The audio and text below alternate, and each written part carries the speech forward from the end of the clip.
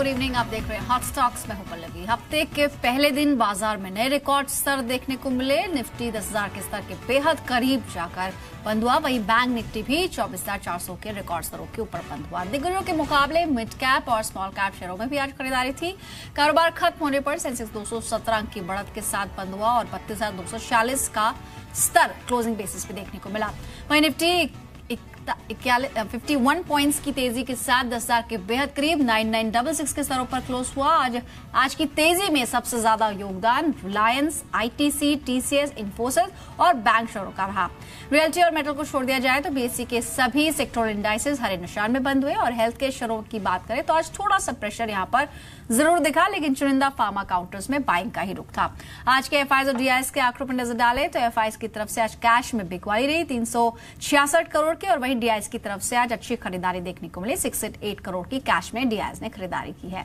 लेकिन बाजार के एक्सपर्ट सुदीप बंदोपाध्याय क्या मानते हैं, आइए सुन लेते हैं। को लगता है कि Indian market is definitely moving higher from current levels also, तो अपवर्ड बायस जारी रहेगा। इकोनॉमी में अच्छा खासा ग्रोथ आ रहा है और भी इंप्रूवमेंट की संभावना है। कॉर्पोरेट अर्निंग्स जिसको लेके शंका है हम लोगों का, वहां जरूर इंप्रूवमेंट आने वाला है आने वाले क्वार्टर्स में। इस क्वार्टर में मिक्स रिजल्ट्स आएंगे, शायद अगले क्वार्टर्स में भी, क्योंकि कुछ स्टॉक्स मॉनसून में दबे रहते हैं, तो may be third fourth quarter onwards अच्छा प्रदर्शन चालू होगा और री रेटिंग जैसा बहुत सारे स्टॉक्स में देखने को मिलेगा। हम लोग का उम्मीद है by end of this fiscal. तो लंबी अवधि के निवेशक के लिए every correction is an opportunity to buy. Alright, तो उन्होंने काफी स्ट्रांग मैसेज दिया कि कोई भी गिरावट आती है तो आपको बाय करना चाहिए। वहीं निर्मल बैंक के राहुल अरोड़ा मानते हैं कि फिलहाल जो वैल्यूएशन है वो थोड़े महंगे हैं और मौजूदा समय में सतर्क रहने की जरूरत है। आई थिंक मार्केट अर्निंग से कहीं आगे निकल चुका है, और जैसे मैं थोड़ी देर पहले जिक्र कर रहा था, मुझे लगता है कि market has already started discounting what FY19 earnings would be. मेरा ये मानना है कि अगर आप FY19 के भी अर्निंग्स को फैक्टर इन कर दें तो भी मुझे लगता है कि फिलहाल मार्केट थोड़ा ओवर वैल्यूड है और रिटेल इन्वेस्टर्स को स्पेशली यहाँ पे बहुत कॉशन एक्सरसाइज करना चाहिए अगर वो निवेश करने की बात के बारे में सोच रहे हैं। ऑलराइट, आज के एक्सपर्ट किरण यादव भी हमारे साथ मौजूद है। गुड इवनिंग किरण। मार्केट्स में तो अच्छी स्ट्रेंथ थी, लेकिन 10,000 को हम एक्सपेक्ट कर रहे थे शायद क्लोजिंग तक आ जाए, बहुत नजदीक जाके क्लोजिंग हुई है। तो कल की ओपनिंग कैसी देख रहे हैं आप? क्या कई लोग ऐसा मान रहे हैं शायद कि फर्स्ट हाफ में ओपनिंग के साथ ही 10,000 का आंकड़ा हमें देखने को मिल जाएगा? मेरा मानना है कि निफ्टी 10,000 इजीली क्रॉस करेगा। 10,030 का मेरे टारगेट्स है, जो कि चैनल के हायर एंड का बैंड है, तो ये टारगेट्स अचीव होने चाहिए। और कल के सत्र के लिए बहुत इंपॉर्टेंट है कि ये टारगेट्स अचीव हो जाए। इंपॉर्टेंट सपोर्ट जो कि है 9950, जब तक इसके ऊपर है तब तक मुझे कोई दिक्कत वाली बात नहीं। और जिस तरीके से कल आज जो आखिरी घंटे में थोड़ा सा मुनाफा वसूली देखने को मिली, वो बहुत अच्छी बात है, जिसके कारण और भी शॉर्ट्स बनते नजर आते हैं और यही ट्रैप होते हैं और यही लीड करते हैं नेक्स्ट रैली के लिए। तो बिल्कुल सेक्टर वाइज बहुत स्ट्रांग मूव देखने को मिल रहा है। मेरा मुझे कोई डाउट नहीं है कि 10,030 अचीव होगा या नहीं, बिल्कुल होना चाहिए। तो यहाँ पर 10,030 का लक्ष्य दे रहे हैं किरण, और 9950 ये इंपॉर्टेंट सपोर्ट है निफ्टी के लिए। इनफैक्ट अगर किरण आज के हम मेजर कंट्रीब्यूटर्स देखें तो टीसीएस, आईटीसी, रिलायंस, इन्होंने काफी स्ट्रांगली सपोर्ट किया है बाजार को। कोई पर्टिकुलर स्टॉक आप आइडेंटिफाई कर पा रहे हैं कल के लिए जहां पर आपको लगता है कि अच्छी बाइंग दिख सकती है with strong volumes? Godrej consumer पे ध्यान देना जरूरी है। जिन्होंने पार्टिसिपेट किया है रैली में वही पार्टिसिपेट करेंगे ऐसा कुछ नहीं है, बल्कि उसके बाहर के स्टॉक्स भी ज्यादा आउट परफॉर्मेंस देखने को मिल सकता है। मैं बिल्कुल मानता हूँ रिलायंस बहुत अच्छा स्ट्रॉन्ग कंटेंडर है, जहां पे इधर से और भी 25-30 रुपए की रैली देखने को मिल जानी चाहिए। वो बिल्कुल एक कंट्रीब्यूटर रहेगा निफ्टी को 10,000 के ऊपर ले जाने में। पर अगर परसेंटेज वाइज रिटर्न देखना है कल के सत्र में, तो मुझे लगता है गोदरेज कंज्यूमर प्रोडक्ट्स एक स्टॉक रहेगा, जिसमें बहुत भारी वॉल्यूम्स के साथ आज एक उछाल देखने को मिली। उसी के साथ हम ये देख रहे हैं कि ओपन इंटरेस्ट एडिशंस काफी देखने को मिले। तो कुल मिला के एक बहुत अच्छा बाय बनता है। मेरा स्टॉप लॉस कल के सत्र के लिए करीबन 980 का देखने को रखना चाहिए, और टारगेट्स के लिए इजीली 1050 के ऊपर के लेवल्स देखने को मिलेंगे। तो गोदरेज कंज्यूमर एक अच्छा स्टॉक लग रहा है एक्सपर्ट को, और यहाँ पर लक्ष्य उन्होंने रखा है 1050 का, यानी कि जिस तरह से निफ्टी 10,000 पार करेगा, ये 1000 का आंकड़ा कल इजीली पार कर लेगा। स्टॉप लॉस आपको लगाना है 980 का।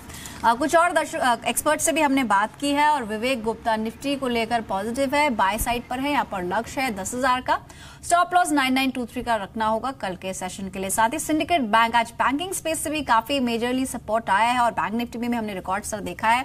सिंडिकेट बैंक कल बाय कर सकते हैं 78.35 के लक्ष्य के लेवल्स पे, यहाँ पर लक्ष्य होगा 79.80 का, स्टॉप लॉस 77.30 का रख सकते हैं।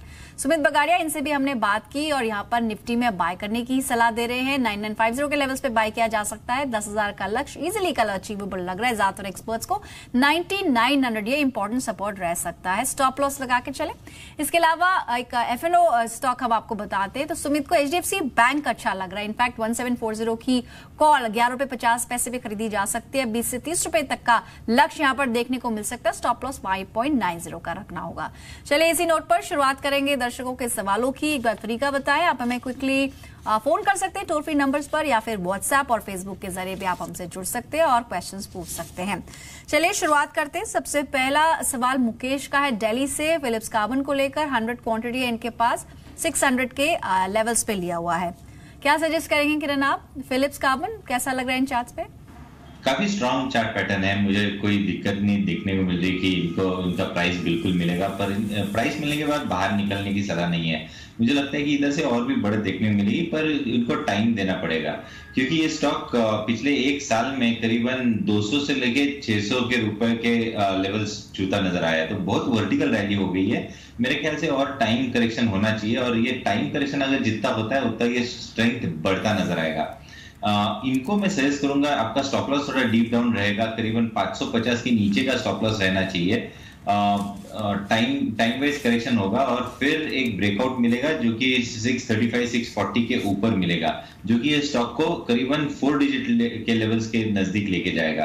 तो काफी स्ट्रॉन्ग चार्ट पैटर्न है, आपकी इन्वेस्टमेंट होराइजन बढ़ानी चाहिए। मेरे ख्याल से 6 महीने से 1 साल का अगर नजरिया रखते हैं तो 1000 रुपए के ऊपर के लेवल्स देखने को मिलेंगे। ठीक है, तो अभी आपको होल्ड ऑन करने की सलाह है फिलिप्स कार्बन में, एक स्टॉप लॉस के साथ यहाँ पर होल्ड ऑन कीजिए। फोन लाइन पर हमारे साथ अब दर्शक हैं चंदन मुंबई से। गुड इवनिंग चंदन, बताइए कौन सा स्टॉक लिया है?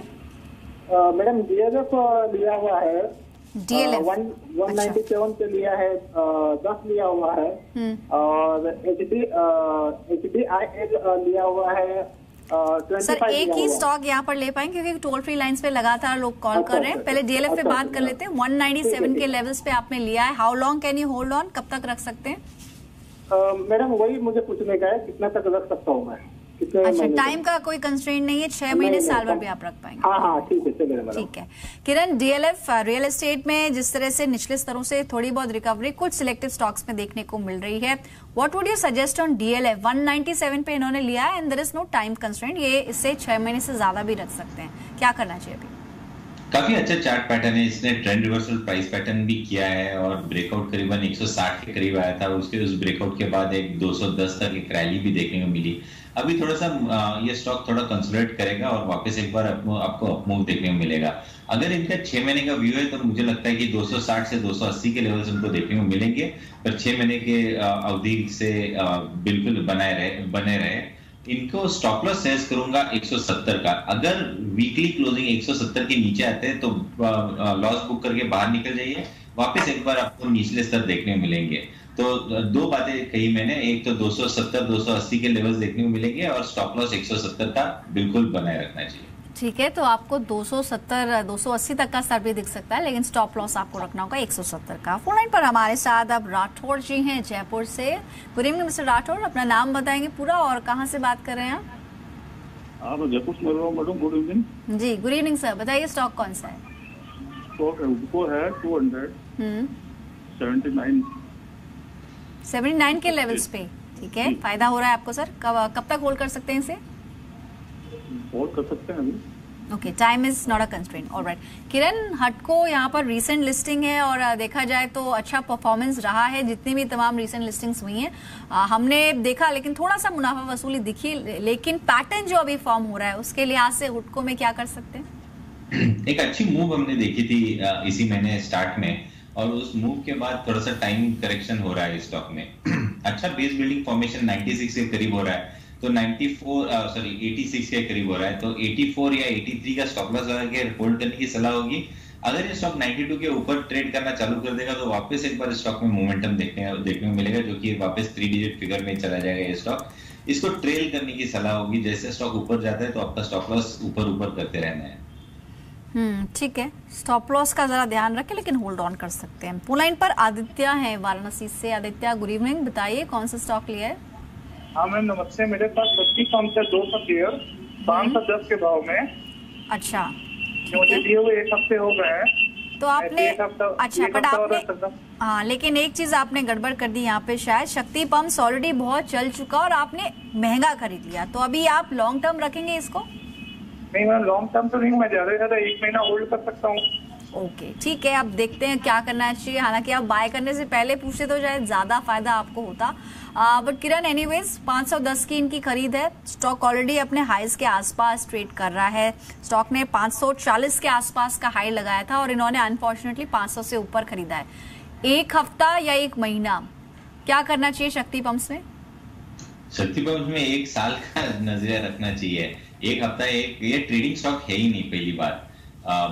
ये पोजिशनल ट्रेड का भी स्टॉक नहीं है, इसके वॉल्यूम देखते तो काफी कम रहते हैं, तो ऐसे स्टॉक 1 साल के ऊपर वाले नजरिए से ही लेने चाहिए। मैं उनको सजेस्ट करूंगा कि आपका नजरिया बदले, इस स्टॉक को 1 साल का अवधि दे। मुझे लगता है कि ये स्टॉक काफी अच्छा परफॉर्म करेगा। 1 साल का अगर नजरिया रखते हैं तो 750 के ऊपर के लेवल आपको देखने को मिल जाएंगे। हर ट्रेड के लिए एक स्टॉप लॉस जरूरी होता है, तो स्टॉप लॉस 440 के नीचे होगा। अगर 440 के नीचे जाता है तो शायद ट्रेंड रिवर्सल प्राइस पैटर्न देखने को मिलेगा और फिर वापस ये स्टॉक 360 के नीचे आते हुए नजर आएंगे। तो अगर स्टॉप लॉस नहीं ट्रिगर होता तो जैसे मैंने कहा 750 के लेवल आपको देखने को मिलेंगे, पर 1 साल लगेगा उसको।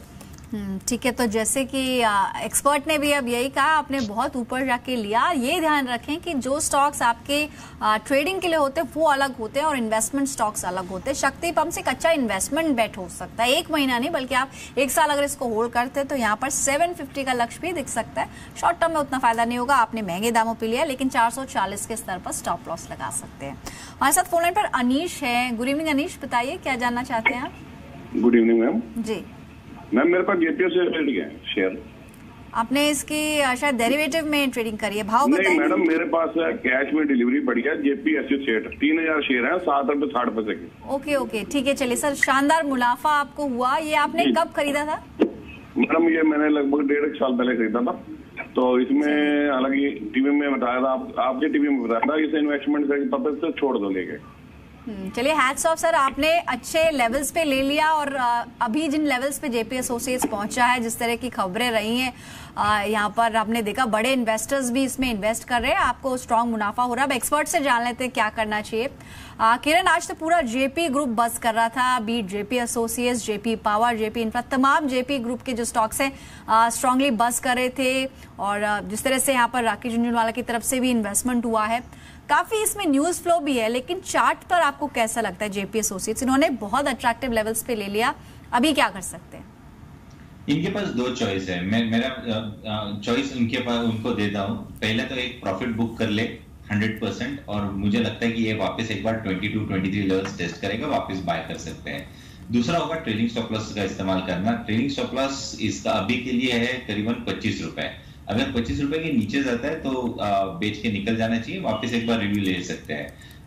जो झुंझुनवाला की न्यूज आई कि झुंझुनवाला साहब ने इस स्टॉक को खरीदा है, मेरा मानना है कि उन्होंने 12-13 रुपए के करीब खरीदा होगा। इन्होंने डिस्क्लोज अभी किया क्योंकि इनका 1% की इक्विटी उन्होंने हासिल की है, तो मेरा मानना यह है कि वो सुन के अभी बाय करना ये गलत बात है। इस निवेशक ने ऐसा नहीं किया है, पर मैं आम सलाह दे रहा हूं कि इट इज वेरी इंपॉर्टेंट कि कब खरीदे, न्यूज आने के बाद क्या करना चाहिए। तो अभी के लिए बाय नहीं करे, एक करेक्शन आने के बाद बाय करे। पर इनको 2 सजेशन दिए मैंने, अभी बाहर निकल जाइए, वापस एक बार 22-23 के लेवल्स पे रिव्यू लेना चाहिए, वापस एक बार खरीदी कर सकते हैं, या आपका ट्रेडिंग स्टॉप लॉस का इस्तेमाल कर सकते हैं। तो अभी तेजी बन रही है स्टॉक में, इसलिए मुनाफा बुक करने की सलाह दे रहे हैं, लेकिन 23 रुपए पे दोबारा एंट्री ली जा सकती है। जेपी पावर भी अगर आज देखें तो ऑलमोस्ट अपर सर्किट पे था, 20% की तेजी देखने को मिल रही थी। जैसे आपने कहा कि करंट जो न्यूज फ्लो है उसके आधार पे बाय नहीं करना चाहिए, तो आपकी क्या अभी जेपी पावर, जेपी इंफ्रा, इसमें क्या रिकमेंडेशन रहेगी किरण? नहीं, मैं अवॉइड लिस्ट में, मेरे अवॉइड लिस्ट में है। बहुत अच्छे वॉल्यूम के साथ चल रहा है ये स्टॉक, पर बहुत इंपॉर्टेंट रेजिस्टेंस के करीब आ चुका है जेपी पावर। 6.5, 7, 8 ये तीन लेवल्स है जो कि क्रॉस करना बहुत मुश्किल होगा। अगर क्रॉस करता है और उसके ऊपर कंसिस्टेंटली रहता है तो शायद मेरा व्यू चेंज हो जाएगा, क्योंकि एक ट्रेंड रिवर्सल प्राइस पैटर्न देखने को मिलेगा। पर उसको क्रॉस होने दो, क्योंकि अभी रेजिस्टेंस के करीब है तो risk to reward ratio favourable नहीं होगा। ठीक है, तो यहाँ पर एक स्ट्रॉन्ग मैसेज है एक्सपर्ट की तरफ से कि आप अभी जो न्यूज फ्लो है और अभी की तेजी देखकर थोड़ा डिविएट ना होए, क्योंकि ये जो दर्शक थे इन्होंने काफी पहले खरीदा था, इसलिए इनको अच्छा फायदा हो गया। लेकिन आप कोई भी स्टॉक चूज करें, ये पहले क्लियर होना चाहिए आप इन्वेस्टमेंट के लिए ले रहे हैं या फिर आपको उसमें ट्रेडिंग करनी है। हमारे साथ एक और दर्शक है फोन लाइन पर, मिस्टर जगदीश छाबड़ा करनाल से हैं। मिस्टर छाबड़ा, गुड इवनिंग, बताइए क्या जानना चाहते हैं सर? मैडम, मेरे पास एस्ट्रा माइक्रो के 200 शेयर्स हैं। अच्छा, किस भाव पे सर? 143.9 पर मैंने लिए थे। 143.9 पे, अच्छा ठीक है। हाँ जी। तो कितना टाइम दे सकते हैं स्टॉक को? लॉन्ग टर्म इन्वेस्टर हूँ मैं, कोई दिक्कत नहीं, टाइम दे सकता हूँ। ठीक है। एस्ट्रा माइक्रो की बात कर रहे हैं, यहाँ पर खरीद 144 के आसपास किरण हम देख सकते हैं। आज की क्लोजिंग 139 के लेवल्स पे हुई है, ऑलमोस्ट 2% ऊपर स्टॉक बंद हुआ है। क्या सजेस्ट करेंगे लॉन्ग टर्म के लिए? क्या इससे बेहतर ऑप्शन है? क्योंकि हम देख रहे हैं लिक्विडिटी इसमें भी काफी कम है, तो अगर इन्हें निकलने का समय आए तो थोड़ी दिक्कत हो सकती है शायद। क्या करना चाहिए अभी? Pallavi ji, long term investor है, चार्ट का पैटर्न बहुत ही शानदार है इलिक्विड होने के बावजूद। तो मेरा मानना है कि बिल्कुल होल्ड करें, अगले 1-1.5 साल का व्यू रखें। 150 का ब्रेकआउट लेवल है, जिस दिन ये 150 के ऊपर जाए मैं सलाह दूंगा एग्रेसिवली और भी ऐड करें। इसका टारगेट करीबन 450 का देखने को मिलेगा अगले 1.5 साल के अंदर। तो मेरा मानना है कि बहुत अच्छा कंसोलिडेशन देखने को मिला है, बहुत अच्छे वॉल्यूम्स के साथ ये स्टॉक चला था। अभी टाइम करेक्शन खत्म होने की समय आ चुका है। 150 के ऊपर एग्रेसिवली बाय, जो उन्होंने बाय किया हुआ है बिल्कुल बने रहे, कोई दिक्कत वाली बात नहीं। अगर मार्केट भी करेक्ट होता है, ये स्टॉक इलिक्विड होते कारण इसमें प्रॉफिट बुकिंग देखने को नहीं मिलेगी। ठीक है, तो लिक्विडिटी यहाँ पर कम रहती है, इसके चलते लॉन्ग टर्म के लिए अच्छा ऑप्शन रह सकता है। 150 रुपए पे और भी बाइंग की जा सकती है। फोन लाइन पर नरेंद्र है मुंबई से। नमस्कार नरेंद्र जी, बताइए क्या सवाल है आपका? मैंने गोवा कार्बन के 500 शेयर लिए हैं at the price of 300। Okay. बीच में इसको सर्किट लगा था, लोअर सर्किट, तो अभी क्या करना चाहिए? बात तो आपकी सही है। और 5% की, ठीक है 5% का सर्किट तो आज भी दिख रहा है। गोवा कार्बन इन लेवल्स पे इन्होंने थोड़ा शायद महंगा ले लिया, 300 रुपए पे लिया है। किरण, कैसे लग रहे हैं चार्ट्स आपको? मेरे ख्याल से ये ट्रेड टू ट्रेड में चला गया, इसके कारण इसको लोअर सर्किट से नीचे आया था, आज वापस हायर सर्किट लगा है शायद, अगर मेरा चार्ट सही बात कर रहा है तो मुझे लगता है कि ये ट्रेड टू ट्रेड में है तो लिक्विडिटी गायब हो जाएगी, पर इन्होंने होल्ड करने की सलाह होगी। इधर स्टॉप लॉस 220 का सजेस्ट करूंगा, थोड़ा सा डीप डाउन है पर वही सही लेवल है स्टॉप लॉस की। होल्ड करना चाहिए, वापस एक बार आते दिनों में वापस एक बार ऑल टाइम हाई भी क्रॉस करता नजर आएगा। ये भी शानदार चार्ट पैटर्न है। ठीक है, तो 220 का थोड़ा डीप डाउन यहाँ पर स्टॉप लॉस दे रहे हैं एक्सपर्ट, लेकिन आपको होल्ड ऑन करना है और यहाँ पर अभी बने रहने की सलाह होगी। लेकिन आपको किन शेयरों पर नजर रखनी है कल के सेशन में, यानी कि टॉप 10 में कौन से नाम है वो बता दें आपको। सबसे पहला नाम है विप्रो का। यहाँ पर आईटी शेयरों में आज खरीदारी का ट्रेंड देखने को मिला है और बायबैक के चलते रिटेल में जितने भी तमाम शेयर्स है वो एक्सेप्ट हो जाएंगे, ये अनुमान जताया जा रहा है। आज भी 2% तेजी के साथ बंद हुआ। 300 रुपए के लक्ष्य के लिए कल बाय कीजिए।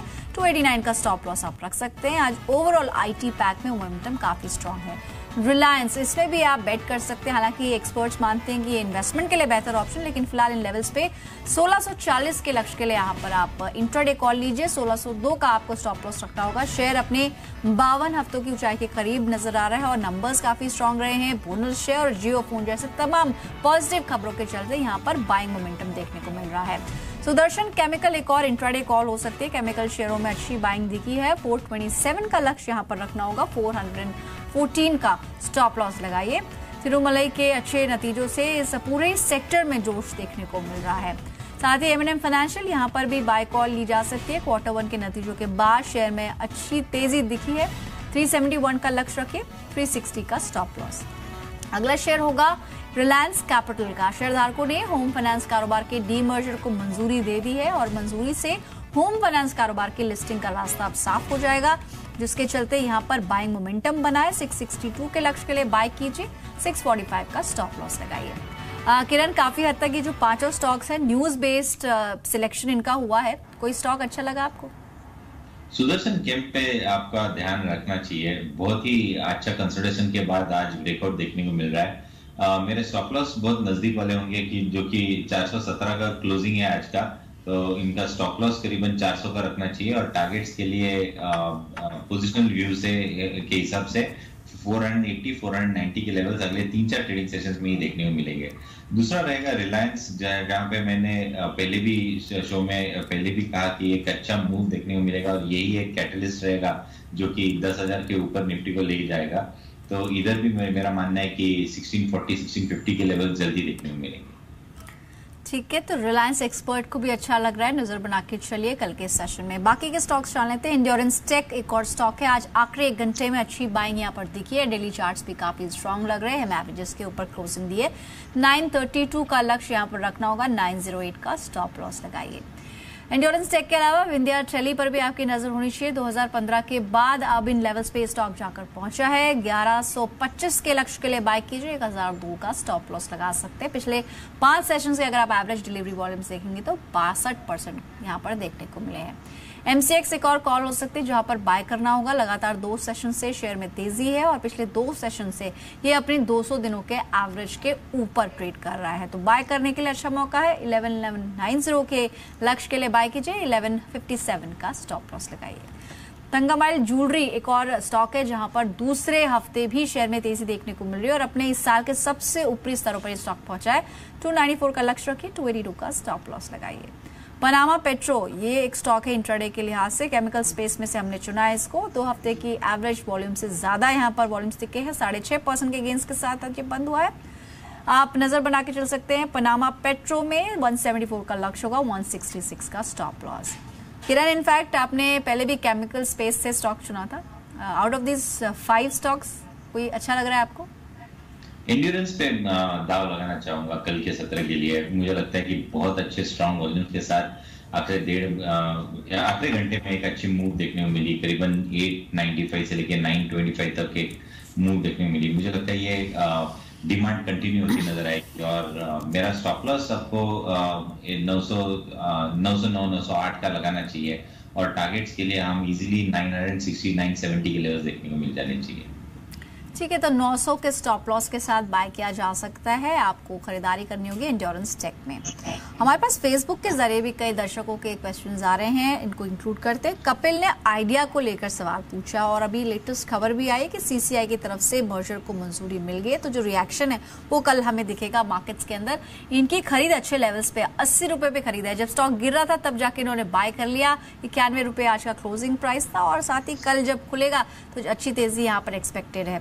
नीरज का क्वेश्चन है वेदांता को लेके, 100 क्वांटिटी है 230 के लेवल्स पे, दोनों स्टॉक्स पे। किरण, आपकी क्या राय है? देखिए, आइडिया का जो परसों जो रिलायंस का जो AGM रहा उस दिन का लो 88 है, तो इसके नीचे उनका स्टॉप लॉस रहना चाहिए 87।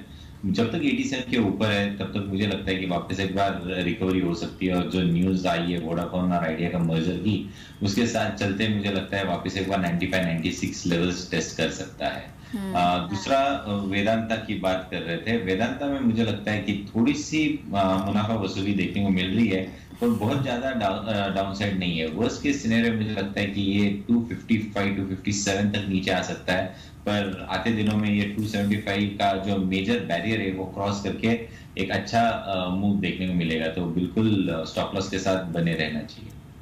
ठीक है, स्टॉप लॉस के साथ होल्ड ऑन कीजिए और डेफिनेटली एक्सपेक्टेड है कि कल तेजी दिख सकती है आइडिया के अंदर, तो लक्ष्य रखना होगा 95 का और 87 का स्टॉप लॉस। फेसबुक पर मनोज का क्वेश्चन है रिलायंस को लेके और 100 क्वांटिटी 1500 के लेवल्स पे इन्होंने लिया है। साथ ही हरिओम है, इन्फोसिस को लेके जानना चाहते हैं, क्वांटिटी कम है, इनफैक्ट 100 है क्वांटिटी, 950 के लेवल्स पे लिया हुआ है। दोनों जो स्टॉक्स हैं फिलहाल इंडेक्स में काफी कंट्रीब्यूट भी कर रहे हैं। इन लेवल्स पे दोनों स्टॉक्स पर आपकी क्या सलाह होगी? रिलायंस में मुझे लगता है कि 1600 का स्टॉप लॉस ही रखना चाहिए और मेरा मानना है कि 1650 1670 शॉर्ट टर्म में देखने को मिलेंगे। पर अगर हम लॉन्ग टर्म चार्ट देखते हैं तो बहुत इंपॉर्टेंट लेवल है जो कि इन्होंने ऑल टाइम हाई जो है वो करीबन 1645 1650 के लेवल्स के करीब है।